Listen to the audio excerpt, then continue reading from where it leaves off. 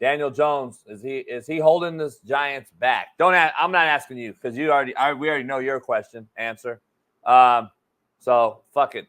You're supposed to ask me that question. Go. Ask me to reverse it. Daniel Jones holding back the Giants? I mean, you see they lost last night, 18-26. Very winnable games. It was close. He did make a couple of good throws throughout that game. I remember in the first quarter, he threw like a 40-yard bomb down the field. It was accurate. So he shows flashes. He shows moments. He's just not a winner, in my opinion. But let me ask you this. Do you think he's holding the Giants back right now?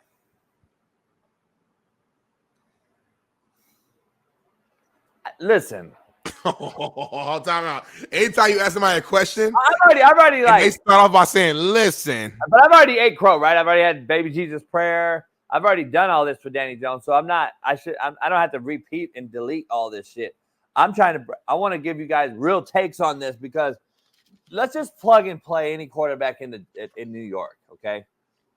If y'all are so high on Mahomes, and I've talked about plugging him and playing him anywhere, then you guys already know. Is Mahomes going to do anything special in New York right now with this roster? They have no O-line. They have zero wideout play. Slayton and fucking Neighbors, who's been hurt on and off, finally has a wide. They finally get a guy who's been hurt half the season, but finally, and he's a rookie at that. And now he still has the worst O-line in football. They got no run game. They got rid of fucking Saquon. It is what it is, dog. The team's bad. Like, the team is a bad football team. I'm going to be honest. They're wasting a defense. And if you want to say Daniel Jones is wasting it, go ahead. I don't have no issue. But let's just say we all know that it's not just quarterbacks. Because if there is, then you all should just shit on Bryce Young, shit on the Mormon Milf Hunter, shit on Justin Fields, shit on all these guys. Get them all out of the league. Get them all out of the league because they all fall into the same category. Zero O-line, zero wideouts, zero culture, zero fucking multiple OCs. Y'all shit on Sam Darnold, homie, for fucking 6 years. I've been telling y'all he needs some culture and a fucking change of scenery with some sort of semblance of a real structured program. What do I know? He's having an MVP type of season. He actually is in the mix of a good program, and roster around him changes, doesn't it? We see this every year, and what we would know, what we could have seen, Smitty, we can say that about how many quarterbacks. We don't know how good any of these guys could have been that are bust in the NFL in history of football. And we don't know how good people have been and how they would have been if Eli Manning would have went to the Chargers and Phillip Rivers would have went to the Giants. We don't know how any of those things would have been. But guess what? It is what it is. All you can do is judge what we see. And Daniel Jones looks bad. The team is horrible on offense. It's one of the worst offenses. Them and the Jets. How does New York have the two worst offenses in the NFL? Blows my mind. New York had a tough day last night. The Yankees lost, the Knicks lost, and then the Giants lost all on the same day. The trifecta. Yeah. I think the Giants are like the second or third worst sack team in the NFL. The last thing I seen, they were first for a while. I think Cleveland's up there with them. And then you bring in Jameis Winston. He goes and throws for the first 300-yard game in 19 weeks for Cleveland. Crazy how that works when rosters actually love the quarterback in the helm and not fucking despise them. It's crazy how things work. The energy changes. JB, you told me that the best offensive lineman is the quarterback, though. So you keep playing with O-line, then tell them get that ball out then. How about that? But who do you get it out to? You never had a good O-line. You told me that, JB. Never in your career. Get that ball out, though. I had 4 wideouts. Who does he have? Slayton is a good-ass wideout, and Neighbors, he's okay. Neighbors is good. Okay. He got 2 guys, bro. Slayton's average. Because Lamar Jackson didn't get none of his love when he didn't have no weapons. You got to figure it out. He always had weapons. He just keep it consistent, homie. Yeah. Keep it consistent, homie. Lamar couldn't get nobody the ball. That's why they laughed. Stop it. Stop it. That's why they laughed. You've seen IR5 waste wideouts. Who does Lamar have right now that's a bona fide number one? You always ask me. You always walk me through this challenge, and we do this. If you take this receiver and walked around and went to other teams, who will he start over? We do that every time. So don't give me that, bro. Mayflower starts. It's not a Lamar Jackson conversation. I'm just bringing it together. Your mind, your talks, your words shift from quarterback to quarterback. When you love a quarterback, you give him so many passes and so many. How good Baltimore's tight end? You don't like quarterback. How good Baltimore's tight end? How good Baltimore's tight end in run game? Mark Andrews just got healthy. How good has Baltimore's run game and tight end been? Daniel Jones, up to this year, has had a great running game, homie. He just lost Saquon. Hold on, though. How good has the Ravens' O-line, run game, and tight end been since Lamar has been in the league? How good? Oh, the best? Okay. He made the tight end that good because he gives him a damn ball. He had Darren Waller. Anyway, this ain't Lamar Jackson. Daniel Jones had Darren Waller, homie. Lamar Jackson tomorrow. I know. We're done with that. Daniel Jones had Darren Waller. Right now, it's Russell Wilson.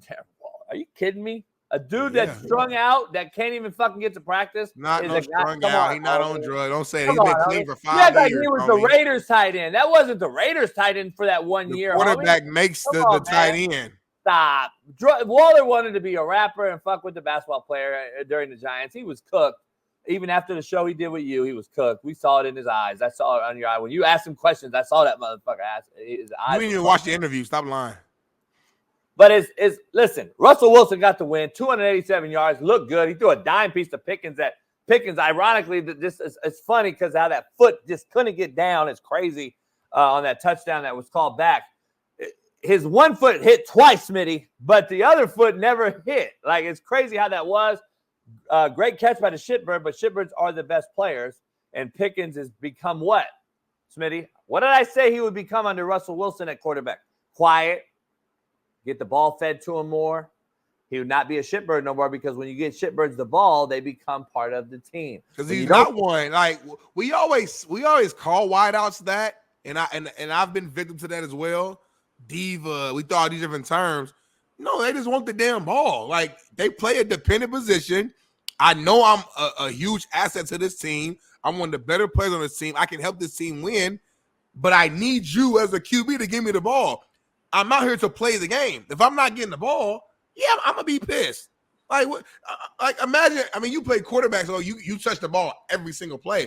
But imagine if, like, coach, like, I don't know, half the plays was moving you out. Like, y'all went to Wildcat, half the offense. You'd be like, damn, coach, let me do my thing. So I understand. The more I think about it, a receiver wants the ball at the end of the day. And it's not like running back. It's not like, Have you heard Cam Newton? Have you heard Cam Newton's take on guys demanding the ball? No, I have not.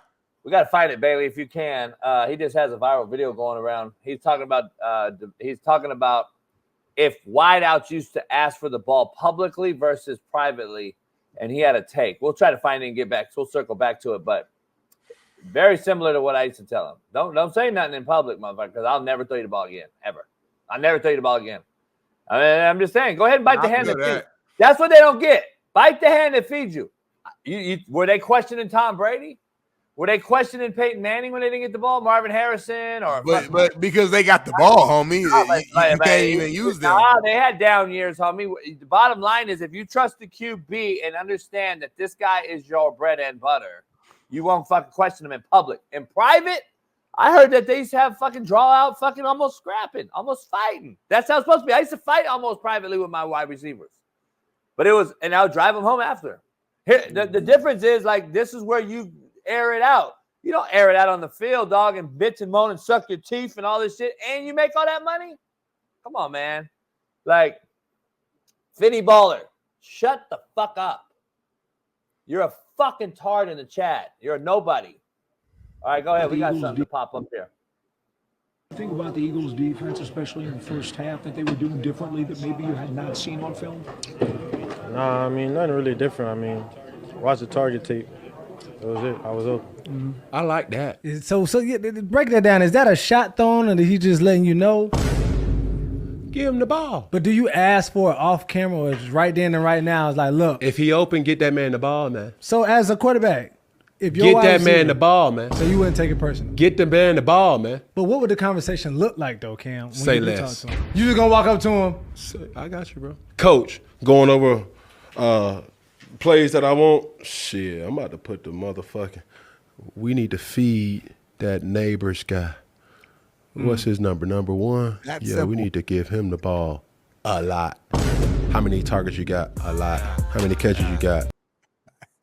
It's that simple, homie. Like, what are we doing, Danny Dom? So I'm just tired of the excuses, man. Nut up or shut up. That's it. But wait.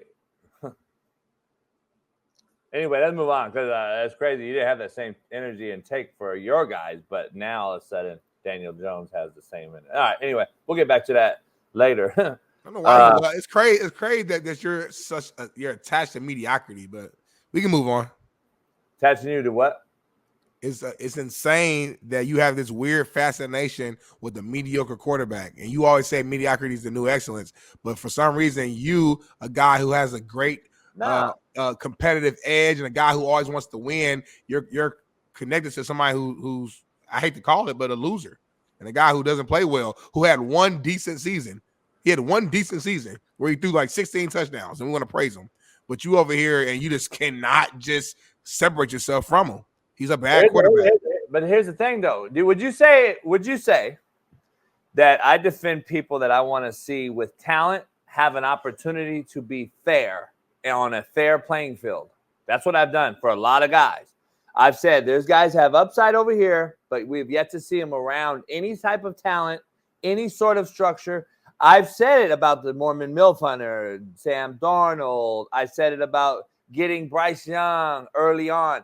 It's funny how C.J. Stroud and now it seems like Jaden Daniels are anomalies in this discussion. When you go to a bad program or dysfunctional organization that was left, in shambles, but then in the draft you go get one of those generational type of quarterbacks that we call them, and then you surround them with actually a couple weapons on offense. They got McLaurin, they got Robinson in the backfield. The O-line's pretty good. Washington has all of a sudden a great defensive line again. Because why? Their offense isn't 3 and out and punting the football because they're getting first downs. The defense is off the football field. Same what the Texans did last year with C.J. Stroud. This year, they're struggling a little bit because I told you this year, C.J. will be good, but he's not going to have what you think he will have because there's going to be a book on him. I said it on this show. I love C.J., but even though as great as he is, I think he's one of the great accurate passers in football.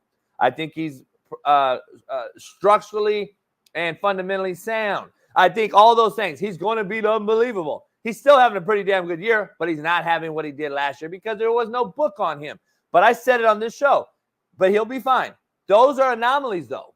You don't see bad programs get rookie QBs and instantly win. Caleb Williams, if he was doing what CJ did last year or what Jaden's doing this year, the Bears would be undefeated.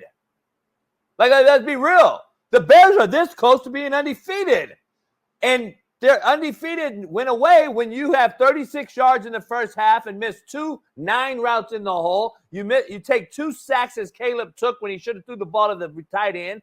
And then you take sacks and you got 36 yards entering the fourth quarter as an NFL quarterback. That's not the anomaly as the first overall pick should be. So I'm just telling you, there's a fine line difference between some of these guys, and bad teams make bad quarterbacks look even worse. And is Daniel Jones great and legendary? No. But is he on a bad fucking structural fucking dysfunctional organization? Yes. Just like Sam Darnold was for his whole career with Carolina and the New York Jets. We're talking about the New York Jets, Smitty, and Aaron Rodgers is sitting over here looking like fucking Sam Darnold did when the New York Jets. I'll be honest. Come on now. But anyway, I'll cook some more later.